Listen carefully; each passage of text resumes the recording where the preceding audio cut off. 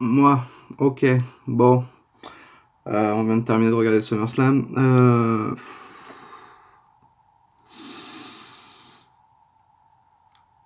WWE a eu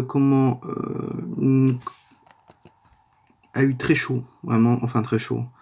Euh, a pu satisfaire ses fans de Brooklyn en allant dans leur jeu à eux, mais en faisant passer quelques matchs par-dessus le filet, on va dire. Euh, Pourquoi je dis ça? Euh, Parce qu'on a eu beaucoup de nouveaux champions. Des nouveaux champions acclamés par la foule, aimés par le public. Et d'autres matchs où on a réussi à avoir... comment euh, On a réussi à passer à travers le filet. Genre le match contre Daniel Bryan face au Miz, hein, où le Miz est ressorti gagnant. Je crois que j'étais un des seuls à voir le Miz gagner. Voilà, je savais très bien que le Miz allait gagner. Quand on est fan numéro 1 du Miz, voilà quoi. Donc voilà, on va parler du match. Enfin, des matchs qu'il y a eu. Euh, j'ai fini de regarder SummerSlam. J'ai pas regardé le pré-show malheureusement. Voilà. J'ai vu juste que Zelina Vega et Andrade Cien avaient gagné, comme j'avais dit. Cédric Alexander qui gagne. Bon, Panto Gulak, malheureusement, c'était pas. Voilà. The B-Team qui gagne. Voilà. Et alors là, place au show. Un super match entre Seth Rollins et Dolph Ziggler. Voilà.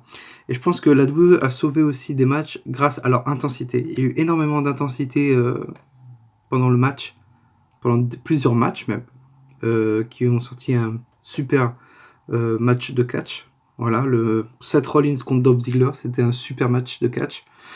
Victoire de Rollins. Voilà, on sait que il y a des choix qui ont été faits à la WWE et par exemple Roman Reigns, Universal Champion, on savait que ça allait se faire. Dans ce but où je ne voyais pas cette fin de SummerSlam comme ça, mais c'était sûr que ça allait se faire. Et pour calmer un peu la fin du show avec les fans, ils ont essayé de de mettre Seth Rollins nouveau champion intercontinental encore pour une deuxième fois. J'aurais cru un heel turn de Dean Ambrose. Malheureusement, ça n'a pas été le cas. On verra ça à Raw ce soir. Ensuite, on a eu les New Day face aux Bludgeon Brothers. Bon, là, il n'y a pas de surprise. Je savais très bien que ça allait être les Bludgeon Brothers qui allaient rester champions. Les New Day gagnent par disqualification, donc je pense qu'il va y avoir un rematch. Malheureusement, The Bar mérite, hein, voilà, aussi. Face turn de The Bar, ça serait pas mal. Ensuite, il y a eu Braun Strowman, j'ai vu. Oui, Braun Strowman contre Kevin Owens pour la mettre de Money in the Bank. Alors là, Kevin Owens, il a même pas eu un temps de répit. Strowman, il s'est dit, bon, j'ai peut-être caché la manette ce soir, donc va falloir faire vite. Allez, le match était claqué en 5 minutes. Voilà. C'est tout. C'était pas top. Voilà. Pareil pour les New Day. Il y avait un peu d'intensité, mais c'était pas ça, quoi. Le Triple Threat match pour le SmackDown Women's Championship. Alors, il y a eu beaucoup d'intensité. J'ai bien aimé. On savait très bien que ça allait devenir. C'est Charlotte qui allait devenir championne. Voilà. On savait très très bien. Je m'attendais à une frustration de Becky Lynch, mais pas à un heel turn. Voilà. Je trouve ça vraiment pas mal que le heel turn de Becky Lynch. On sait qu'il va y avoir une nouvelle rivalité, donc Charlotte Flair contre Becky Lynch. Et si ça peut durer pas mal et créer un peu cette rivalité autour de leur amitié avec les Four Horsewomen, pourquoi pas. Samoa Joe qui gagne par disqualification, donc AJ Styles reste champion. Un super show aussi, voilà. Un super match, je trouve. Avec la famille de AJ Styles qui était présente, ça j'ai beaucoup aimé, enfin j'ai bien aimé. Voilà, on est dans la rivalité à fond. The Miz, voilà, contre Daniel Bryan, victoire du Miz. Et j'espère juste que le Miz va devenir le nouveau challenger numéro 1 au titre. Voilà. Je pense qu'il y aura un rematch entre Joe et AJ Styles à Hell in a Cell ou à Night of Champion. Enfin, au prochain pay-per-view qu'il va avoir. Et The Miz, donc, sera ensuite le nouveau challenger. J'espère beaucoup. Parce que battre Daniel Bryan au SummerSlam, on mérite un title shot.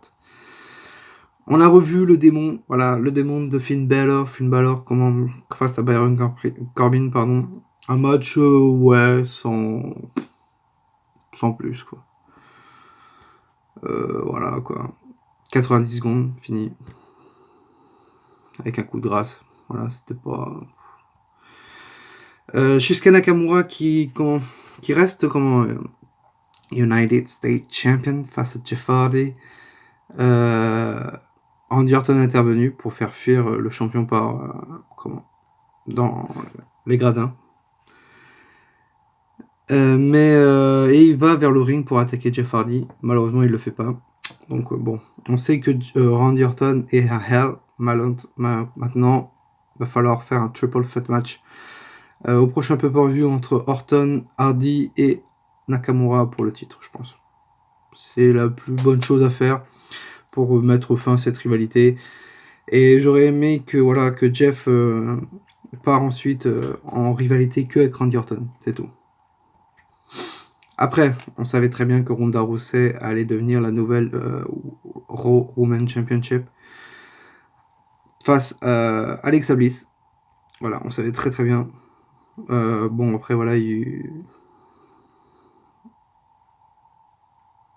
y a eu ovation pour Ronda Rousey et les Bella Twins sont arrivés, malheureusement. Voilà, quoi. Et on sait très bien ce qu'il va y avoir comme main event à Evolution. Ça va être Nikki Bella ou Bella Twins face à Ronda Rousey ou Ronda Rousey et Natalya. On sait très bien. Là, c'est dit, là. Donc bon.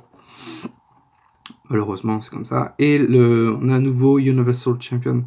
Braun Strowman était là. Voilà. Braun Strowman était là, voulait intervenir pour cacher sa manette. Malheureusement, ça s'est pas fait. Parce qu'il s'est fait détruire par les deux catcheurs. Donc bon, voilà.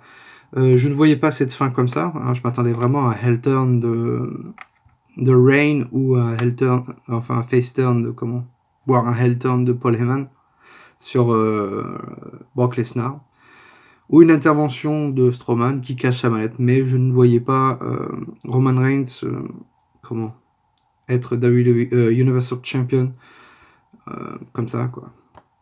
Moi, je suis déçu. Je crois que c'est le seul moment du show où je suis un peu déçu, quoi.